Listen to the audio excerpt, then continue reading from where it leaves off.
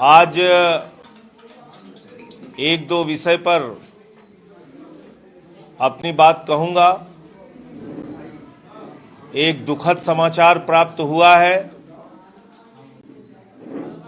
कि गाजियाबाद के अंदर शमशान में एक लिंटल गिरने से लगभग 12 लोगों की जान चली गई और जो जानकारी अभी तक मिली है उसके मुताबिक 1-1.5 महीने पहले ही ये लिंटल लगा था। मैं एक शब्द इस्तेमाल करता हूं, शमशान में दलाली। तो शमशान में अपने परिजनों की लाश का अंतिम संस्कार करने गए थे लोग और वो उस लिंटल के नीचे खड़े हो गए जहां पर वो लिंटल गिर गया जो 1.5 महीने पहले लगा था और उसमें अब तक 12 लोगों की जान जा चुकी है। रेस्क्यू ऑपरेशन चल रहा है।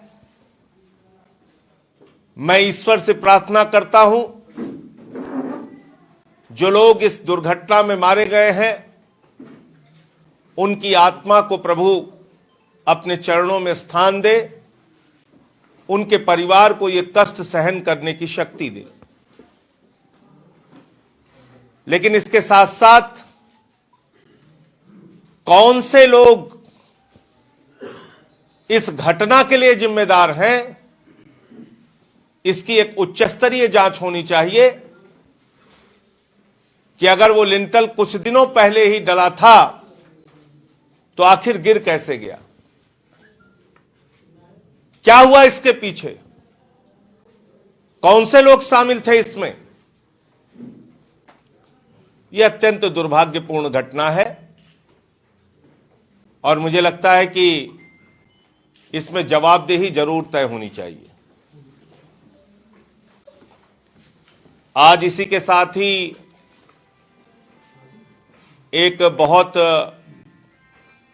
अच्छी खबर आम आदमी पार्टी के लिए है कि संत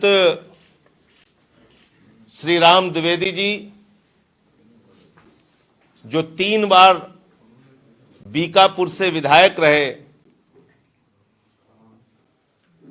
उनके पुत्र श्री आलोक द्विवेदी जी जो भारतीय जनता पार्टी के फैजाबाद जनपद के जिला कार्यकारिणी के सदस्य भी रह चुके हैं और लंबे समय तक बीजेपी में इन्होंने काम किया और अपने पिताजी के पदचिन्हों पर चलते हुए समाज के लिए सदैव सक्रिय रहे, समाज के लोगों के लिए सेवा का कार्य करते रहे। आज अपनी माताजी के आशीर्वाद के साथ आम आदमी पार्टी परिवार में अपने तमाम समर्थक साथियों के साथ शामिल हो रहे हैं। मैं इनका हृदय की गहराइयों से अभिनंदन करता हूं, स्वागत करता हूं आम आदमी पार्टी परिवार में। और निश्चित रूप से आलोक द्विवेदी जी के आने से न सिर्फ फैजाबाद में बल्कि आसपास के जनपदों में भी आम आदमी पार्टी को मजबूती, खुशी की बात है कि माताजी का भी आशीर्वाद इनको प्राप्त हो रहा है, वो भी आई हुई हैं। मैं सबसे पहले यह औपचारिकता पूरी कर लूं इनको ज्वाइन कराने की, उसके बाद इनके साथ के जो लोग हैं उनकी सूची क्रमशः प्रदेश अध्यक्ष जी पढ़ देंगे। आलोक जी कर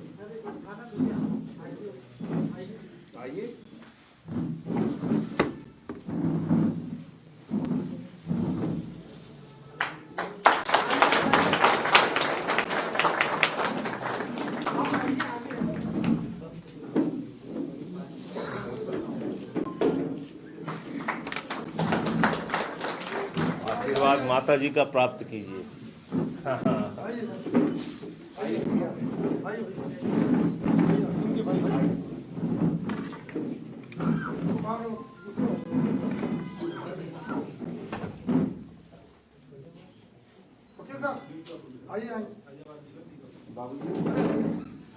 आइए जल्दी आइए, जल्दी जल्दी आइए।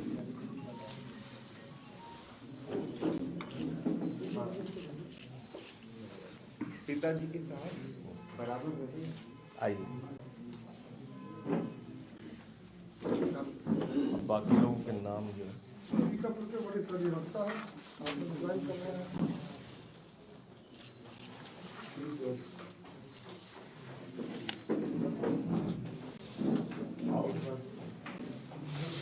आप चलो, हम आ जाइए। अभी नहीं, ये सबको ज्वाइन करा है, पहले एक बार नाम पढ़ लेंगे। अब मैं प्रदेश अध्यक्ष जी से चाहूंगा कि वो सभी साथी जो इनके साथ आज ज्वाइन कर रहे हैं उनका नाम पढ़ देंगे, क्योंकि संख्या बहुत ज्यादा है। तो हम लोग अभी जब यहां से बाहर निकलेंगे वहां सबकी ज्वाइनिंग विधिवत करा दी जाएगी। श्री राजकुमार तिवारी जी, बैठ जाइए। श्री राजकुमार तिवारी जी, राजन शुक्ला जी, आशुतोष तिवारी जी, अभिषेक तिवारी जी, नहीं, सबको अपने स्थान पे रहने दीजिए। राजेंद्र नाथ तिवारी जी, आदित्य मिश्रा जी, भोलू पांडे जी, विशाल मिश्रा जी, आशीष मिश्रा जी, अजय कुमार उपाध्याय जी, कपिल देव यादव जी, अनूप यादव जी, अनिरुद्ध यादव जी, मूलचंद पांडे जी, माधव प्रसाद यादव जी, अजय कुमार तिवारी जी, आशीष जी, नीतीश सक्सेना जी, उज्जवल जी, शिवम गुप्ता जी, रजनीश दुबे जी, प्रत्युष राय जी, तरुण जी, उज्जवल पांडे जी, सत्यप्रकाश तिवारी जी, धवल पांडे जी, दीनानाथ पांडे जी, रिंकू कुमार जी, उदय भान, साधु यादव जी। लंबा है का। तो ऐसे बहुत सारे लोगों की सूची है, वो काफी लंबा समय लग जाएगा। इन्होंने बहुत सारे लोग आज इनके साथ ज्वाइन कर रहे हैं। सबके लिए एक बार अभिनंदन कर दीजिए सबका। भारी संख्या में लोग हैं, नाम पढ़ने लगूंगा तो प्रेस वालों का समय काफी लग जाएगा। तो मैं अब प्रदेश अध्यक्ष जी से अनुरोध करूंगा कि एक एक साथी को आम आदमी पार्टी की टोपी भेंट करके और इनकी विधिवत ज्वाइनिंग अभी बाहर जब हम लोग चलेंगे तो वहां पे इसको कराएंगे। इसी के साथ साथ आज हमारे बीच में भारतीय जनता पार्टी के आईटी सेल के हमारे पदाधिकारी शिव सागर, कुंवर सागर पटेल जी, वो आज आम आदमी पार्टी में शामिल हो रहे हैं अपने साथियों के साथ। उनका भी बहुत बहुत स्वागत और अभिनंदन। एक चेयर वहां लो।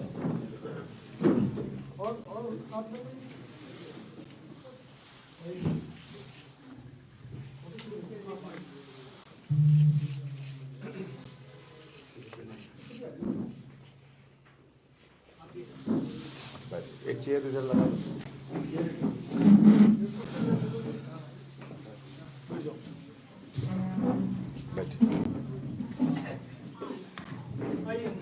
एक कोई चेयर दे दो भाई, इधर लगाओ।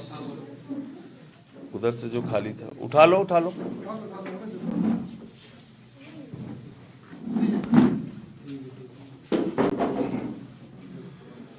कुमारी जी, उनका नाम दे दीजिए।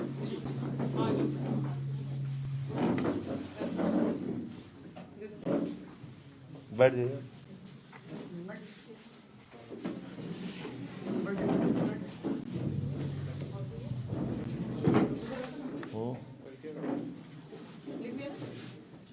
ये लिखा हुआ है सुरेंद्र प्रताप सिंह है। हाँ,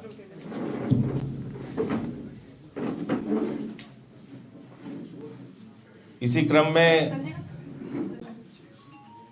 विश्वविद्यालय में सुपरिंटेंडेंट के पद पे कार्यरत सुरेंद्र प्रताप सिंह जी, वो भी आज आम आदमी पार्टी परिवार में शामिल हो रहे हैं। उनका भी हार्दिक अभिनंदन और स्वागत है।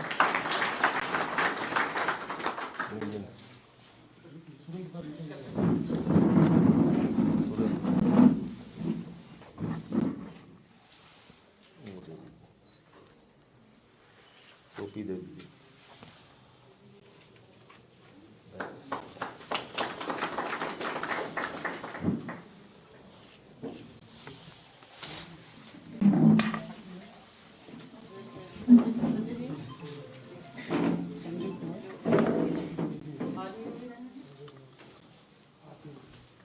आर्मी में थे आप, इंजीनियर थे ना?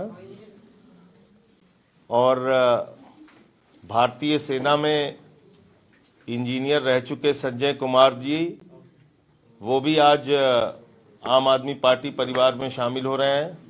संजय कुमार जी का भी स्वागत है, अभिनंदन है।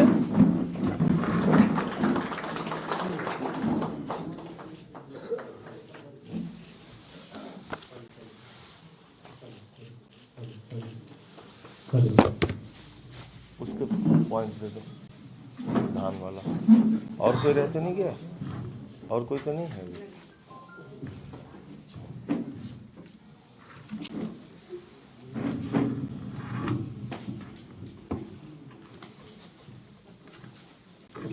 अब एक विषय जो इस समय सबसे ज्यादा चर्चा में है, किसानों का मुद्दा, और जिसमें बड़े बड़े दावे भारतीय जनता पार्टी और उत्तर प्रदेश के मुख्यमंत्री जी के द्वारा किए जाते हैं, योगी आदित्यनाथ जी के द्वारा। उसकी कुछ सच्चाई आप लोगों के सामने बयान करना चाहूंगा।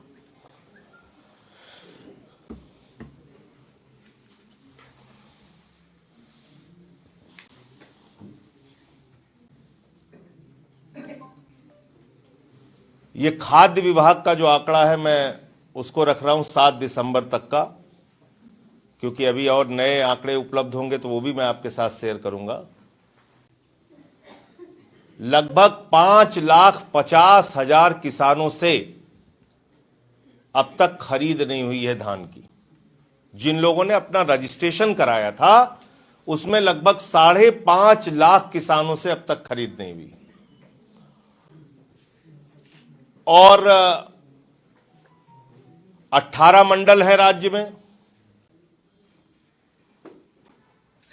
अलीगढ़ मंडल में और सारे मंडलों में कितनी खरीद हुई है उसका डिटेल मैं बता रहा हूं आपको। अलीगढ़ मंडल में 6,319, आगरा में 6,351, आजमगढ़ में 44,395, इलाहाबाद में 75,196, कानपुर में 63,088, गोरखपुर में 70,268, चित्रकूट में 12,356, झांसी में 849, देवीपाटन में 52,054, फैजाबाद में 1,23,849, बरेली में 1,87,606, बस्ती में 34,212, मेरठ में 1,808, मुरादाबाद में 97,673, मिर्जापुर में 68,348, लखनऊ में 1,61,116, वाराणसी में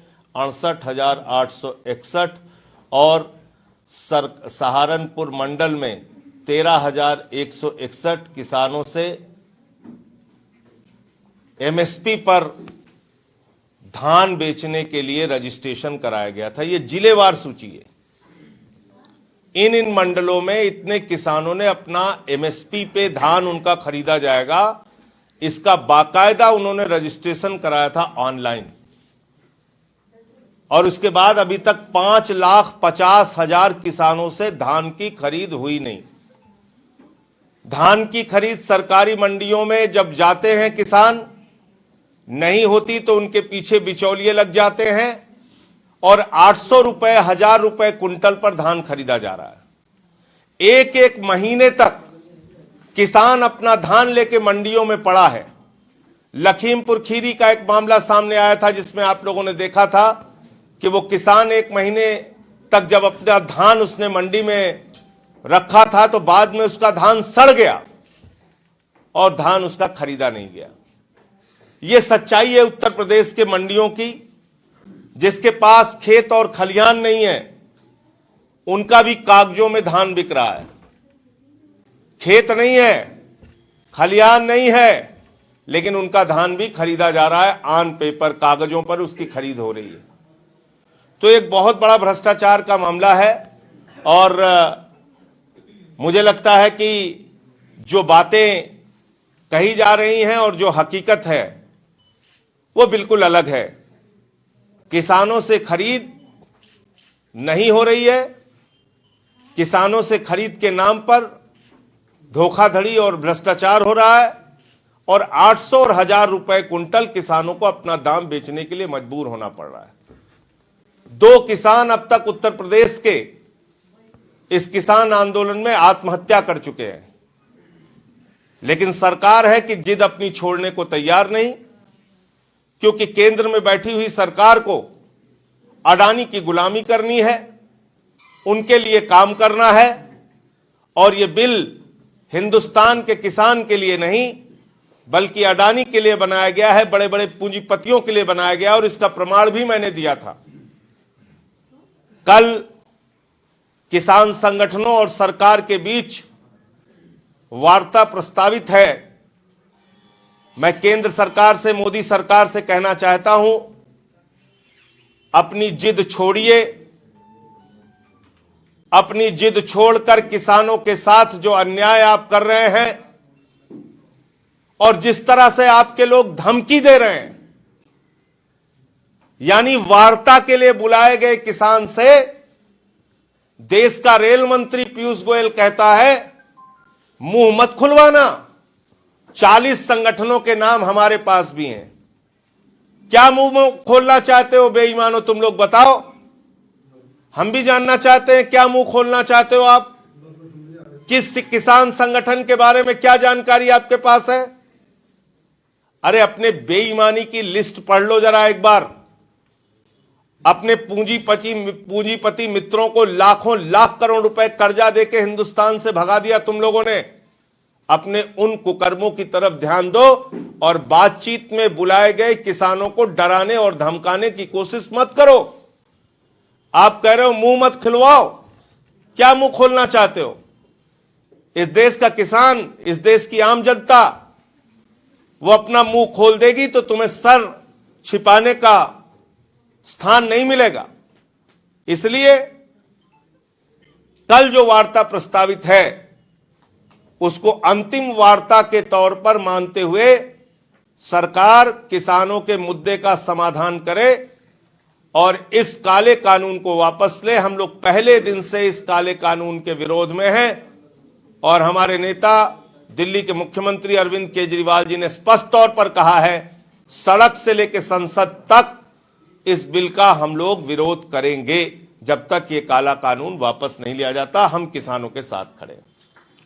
तो ये विषय था। आप लोगों का कोई सवाल हो तो आप पूछिए। प्रधानमंत्री ने जब पक्ष में किसानों से बात की तो उन्होंने ये कहा कि जो स्वामीनाथन की रिपोर्ट पिछली सरकारों ने दबा कर रखी थी, उस रिपोर्ट को हमने लागू किया। वहीं पर भारतीय किसान यूनियन के जो अध्यक्ष है राकेश सिंह टिकैत, उन्होंने कहा कि जो रिपोर्ट लागू की है स्वामीनाथन की, जिसकी बात प्रधानमंत्री कर रहे हैं, A2+, C2+ को क्यों नहीं लागू करते? देखिए, जो स्वामीनाथन आयोग की रिपोर्ट है उसमें कहा गया C2+ 50%। C2+ 50% का अर्थ हुआ फसल के लागत मूल्य पर 50% मुनाफा। C2+ 50% अगर आप नहीं लागू करते हैं तो स्वामीनाथन आयोग की रिपोर्ट की मूल आत्मा को आप मारने का काम कर रहे हैं। तो इसलिए कतई दूर दूर तक इस सरकार ने झूठ बोला है। स्वामीनाथन आयोग की रिपोर्ट नहीं लागू की है। स्वामीनाथन आयोग की रिपोर्ट का मतलब है फसल की लागत का मूल्य, जिसमें मजदूरी भी आ जाती है, डीजल भी आ जाता है, सिंचाई भी आ जाती है, किसान भी आ जाता है, उसमें सब कुछ शामिल होता है।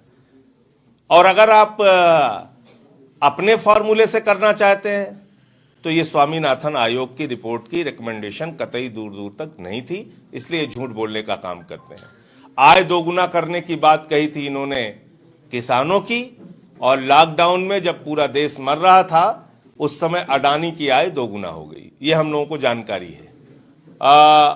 अभी कहा जाता है कि गाड़ियों पर जाति लिखेंगे तो चालान हो जाएगा। बहुत अच्छी बात है, मुझे खुशी हुई इस बात को पढ़ के। तो यहां तो एयरपोर्ट पे ही अडानी लिखा हुआ है, इसको कैसे चालान करोगे तुम? एयरपोर्ट पे चले जाइए, एयरपोर्ट पे लिखा हुआ है अडानी एयरपोर्ट, उसको भी चालान करो। कैसे जाति लिखी हुई है वहां बड़ी बड़ी? तो पूरी संपत्ति देश की इस समय बेचने पर सरकार लगी हुई है। रेल, सेल, कोल, बीपीसीएल, एलआईसी, एयरपोर्ट सब कुछ बेचने पे लगी हुई है। Thank you. हाँ, आप रुके रहिएगा। तो आप लोग ऊपर बैठ जाइए इनके साथ, अध्यक्ष जी के साथ। मैं आ रहा हूं, आ जाइए। एक मुद्दा शिक्षकों का भी है, रुक जाइए। आप लोग ऊपर बैठ जाइए। हाँ, एक विषय शिक्षकों का है, वो लोग भी आए हैं।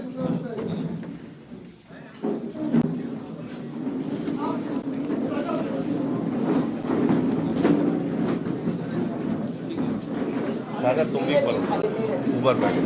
ये शिक्षकों का मुद्दा है, इसको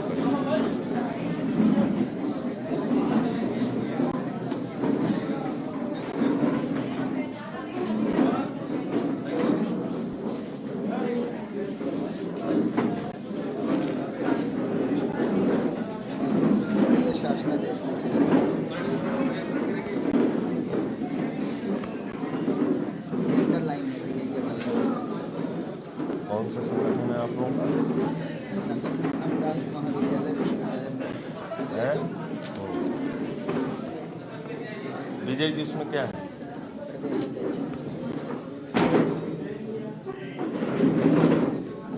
आज तो दिल्ली में बारिश हो रही है संजय जी। हाँ, कल से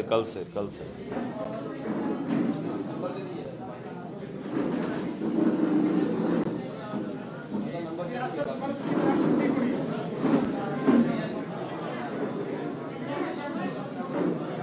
ये नीरज जी उसके विधिक वो हैं, सलाहकार हैं हमारे संगठन के। अध्यक्ष कौन है? अध्यक्ष नहीं है, विजय श्रीवास्तव। कर्मा यही थे, अनुदानित महाविद्यालय। हमारे बीच में अनुदानित महाविद्यालय, विश्वविद्यालय, अनुमोदित शिक्षक संघ, उसके विधिक सलाहकार विजय श्रीवास्तव जी हैं, नीरज श्रीवास्तव जी हैं, और डॉक्टर अनुराग मिश्रा जी हैं, जो इस संगठन के प्रदेश के पदाधिकारी हैं। इनका विषय काफी लंबे समय से न्यायालय पर, सड़क पर और प्रबंध समितियों से लड़कर हक पाने के लिए चल रहा है। लेकिन दुर्भाग्य से 20-20 वर्ष हो गए। आप कल्पना कीजिए, जो शिक्षक बीए के स्टूडेंट्स को पढ़ाते हैं, बीकॉम के स्टूडेंट्स को पढ़ाते हैं, बीएससी और एमएससी के स्टूडेंट्स को पढ़ाते हैं, वो शिक्षक दर दर की ठोकरें खाने को मजबूर हैं कि हमें नियमित किया जाए, और नियमित होने के बाद एक शिक्षक की जो तनख्वाह होती है,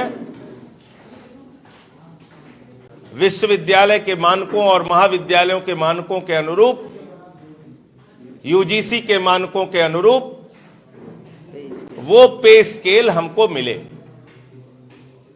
लेकिन लगभग 20-25 वर्षों से ये लोग उस बात की लड़ाई लड़ रहे हैं, और आज भी दुर्भाग्य ये है कि मात्र 3,000, 4,000, 5,000 की सैलरी पर ग्रेजुएट और पोस्ट ग्रेजुएट बनाने के लिए ये दिन रात मेहनत कर रहे हैं।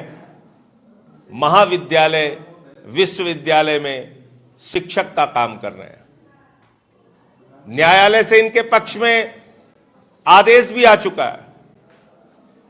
वो आदेश ना मानने की दशा में इन्होंने कंटेम्प्ट ऑफ कोर्ट भी किया, 500 कंटेम्प्ट है पूरे उत्तर प्रदेश में, और उन कंटेम्प्ट ऑफ कोर्ट के ऊपर भी ऑर्डर आ चुका।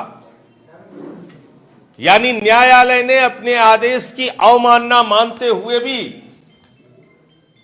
आदेश कर दिया, और यह कहा कि जो यूजीसी का मानक है उसके हिसाब से आप इन शिक्षकों को नियमित कीजिए और इनको तनख्वाह दीजिए। इनके पक्ष में एक आदेश और हो गया, क्योंकि न्यायालय का आदेश था, यह शासना आदेश आ गया।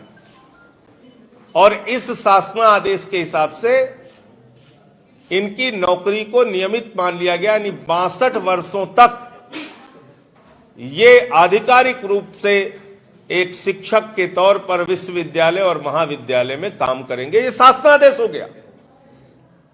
लेकिन आपको जानकर हैरानी होगी कि अपने ही शासनादेश की धज्जियां उड़ाते हुए, उसको अपने पैरों के तले कुचलते हुए आदित्यनाथ सरकार इनको नियमित अध्यापक तो मानती है, लेकिन नियमित अध्यापक का वेतन नहीं देती। इनकी तनख्वाह इनके विद्यालय में काम करने वाले चपरासी और ड्राइवर से भी कम है। 3,000 रुपए में, 4,000 रुपए में, 5,000 और 10,000 रुपए में इनकी मजबूरी का फायदा उठाकर महाविद्यालय विद्यालय के जो प्रबंध तंत्र के लोग हैं वो इनसे काम कराते हैं। लेकिन मेरा कहना इस सरकार से है, आप क्या 3,000 के शिक्षक रख के उनका शोषण करके ग्रेजुएट स्टूडेंट और पोस्ट ग्रेजुएट स्टूडेंट्स को पढ़ाना चाहते हैं? क्या न्यायालय के आदेश को भी आप नहीं मानते? आप न्यायालय से भी ऊपर हो गए। 500 अवमानना के केस आपके ऊपर हो चुके हैं, उसके बावजूद आप कुंभकर्ण की नींद से जागने को तैयार नहीं है। मुझे लगता है ये बहुत ही दुर्भाग्यपूर्ण फैसला है इनके हक में, और सरकार की तानाशाही के अलावा कुछ नहीं है। 35,000 से 36,000 लगभग शिक्षक पूरे उत्तर प्रदेश में हैं, और उनको अगर नियमित नहीं किया गया, यानी नियमित करके अगर उनको एक यूजीसी मानक के अनुरूप तनख्वाह नहीं दी गई, तो आम आदमी पार्टी इनके संगठन के साथ मिलकर एक व्यापक आंदोलन पूरे उत्तर प्रदेश में चलाएगी। हम इनके साथ हैं और इनके साथ खड़े हैं। मैं नीरज जी से अनुरोध करूंगा कि वो इस मौके पे अपने विचार रखें। नीरज जी। मैं सर का आभार व्यक्त करता हूँ कि उन्होंने हम लोग की बात रखी। ये दुर्भाग्य रहा कि 2013 में माननीय उच्च न्यायालय इलाहाबाद का निर्णय आया। उस निर्णय में पे स्केल देने के लिए कहा गया। उसके बाद उत्तर प्रदेश सरकार के द्वारा 75% शिक्षकों को जो है विद्यार्थियों की फीस के आधार पर वेतन देने के लिए कहा गया, और आज भी माननीय न्यायालय की अवमानना करते हुए वो वही 75% का एक वो टैग लगाए हुए हैं कि ये 75% जो आय होगी विद्यार्थियों की फीस से, उसी से टीचरों को तनख्वाह दी जाएगी। आप बताइए, क्या योगी सरकार इस प्रकार की जो नीति रख रही है, कहती है कि मैं लोक कल्याणकारी सरकार हूँ, और दूसरा प्रधानमंत्री श्री मोदी जी का एक नारा रहा है कि विश्व गुरु बनाएंगे। वहाँ पे कॉलेज में हम लोग को जो तनख्वाह देगी वो विद्यार्थी देंगे, मतलब 3,000 4,000 जो आय होगी उसके आधार पे तनख्वाह देंगे। और दूसरा, अभी इन्होंने माननीय न्यायालय के आदेश की अवहेलना करते हुए इन्होंने यूजीसी मिनिमम पे स्केल ना देकर मिनिमम पे तय किया, और इन्होंने जो पूर्व में हलफनामा दिया था, एफिडेविट दिया था, कल्पना अवस्थी जो पूर्व प्रिंसिपल सेक्रेटरी थी, उन्होंने ये कमिटमेंट किया था कि हम यूजीसी पे स्केल देंगे नियमित शिक्षकों के बराबर। जस्टिस अजय बहनोट साहब ने 22 जनवरी 2020 को ऑर्डर किया अभी कि जो है कि इनको यूजीसी पे स्केल जो आपने कमिटमेंट किया था वो उसका कोटेशन कोट करते हुए उन्होंने ऑर्डर में ये कहा कि आप इस पे विचार करके जो है कमेटी बनाई। लेकिन दो गवर्नमेंट ने कमेटी बनाई, दोनों ने कमेटी ने कोई यूजीसी पे स्केल पे विचार ना करते हुए अपनी वचनबद्धता जो हलफनामे के थ्रू दी थी उसको भी नकारते हुए इन्होंने जो है मिनिमम पे तय कर दिया विश्वविद्यालयों के द्वारा, और वो वही मिनिमम पे स्केल तय किया 10,000 21,000। ये कोई मिनिमम पे स्केल नहीं है, और ये अत्यंत दुर्भाग्य है कि आज योगी सरकार जो है वो विद्यार्थियों के फीस पे जो है पूरी उच्च शिक्षा व्यवस्था को चलाना चाहती है कि विद्यार्थी तनख्वाह दे टीचर की, तब हम जाके जो है माननीय उच्च न्यायालय के आदेश का पालन करेंगे। मैं खुद अपने केस का वहाँ पे अधिवक्ता हूँ, लड़ रहा हूँ, केस लड़ रहा हूँ, काउंसिल हूँ, और मैं आम आदमी पार्टी को मैं धन्यवाद देना चाहूँगा कि उन्होंने हम लोग की समस्या को समझते हुए, संजय सिंह सर ने आज हम लोग की समस्या को समझते हुए अपने तरफ से जो वचनबद्धता की, ये हम उम्मीद करते हैं कि अगर ईश्वर ने सरकार बनाई आम पार्टी की, तो हम लोग जो है दिनेश शर्मा जी जो है कहते हैं कि सुखी मन शिक्षक, हम लोग दुखी मन शिक्षक हैं और हम रोड पे उतरेंगे उनके विरोध में। वेतन आपको कितना मिलता है अभी तो बता दीजिए। हमको 3000 रुपए वेतन मिलता है। माननीय उच्च न्यायालय इलाहाबाद में मैंने ये कहा कि 3000 रुपए वेतन है, तो लॉर्डशिप ने कहा कि आपको 3000 रुपए मिलते हैं, क्या ये इंक्रीमेंट है? आप मिस्टर श्रीवास्तव आप मजाक करते हैं कोर्ट के साथ। हमने कहा नो लॉर्डशिप, हम मजाक नहीं कर रहे हैं, आप स्टेट के काउंसिल हैं, कॉलेज के काउंसिल हैं, आप पूछिए कि विद्यार्थियों के फीस पे ये 3000 रुपए सैलरी दे रहे हैं और इसको ये कहते हैं मिनिमम पे, और इसको ये कहते हैं कि मैंने मिनिमम पे लागू कर दिया है। बताइए, छोड़िए, हम तो एक आम आदमी हैं, लेकिन एक जो आप कॉन्स्टिट्यूशन के अंतर्गत आप बंधे हुए हैं, वचनबद्ध हैं, और आपने ये हालत कर रखी टीचरों की कि आप विद्यार्थियों का शोषण करेंगे, उनसे फीस लेंगे और फीस लेके आप टीचरों को तनख्वाह देंगे और पूरी जगह सेल्फ फाइनेंस चला के ये दिखाना चाहेंगे कि देखिए प्रदेश में कितनी उच्च शिक्षा व्यवस्था चल रही, और ज्यादा बोला जाएगा तो आपको धमकाया जाएगा, डराया जाएगा, आप कोर्ट तक भी ना पहुंच पाए। ये स्थिति पर्सनल मैनेजमेंट की कोई भूमिका नहीं है इसमें। सरकार से हमारी डिमांड है, मैनेजमेंट के हाथ में कुछ नहीं है, सरकार हमें दे, क्योंकि हम सरकार की जिम्मेदारी है। ये एडेड जो कॉलेज खोले हैं सरकार ने खोले हैं, सेल्फ फाइनेंस सरकार ने खोला है। अगर आपकी सरकार आती है या आप यूपी में दावा कर रहे हैं कि हमारी सरकार बनेगी, तो आप सिर्फ शिक्षक संघ की ही लड़ाई लड़ेंगे क्योंकि इनको हाई कोर्ट से भी आदेश मिल गया है, या फिर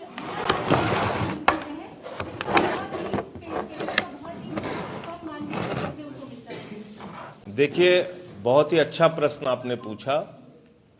आपको याद होगा मैंने शिक्षा मित्रों के मुद्दे को मजबूती से देश की संसद में उठाया था।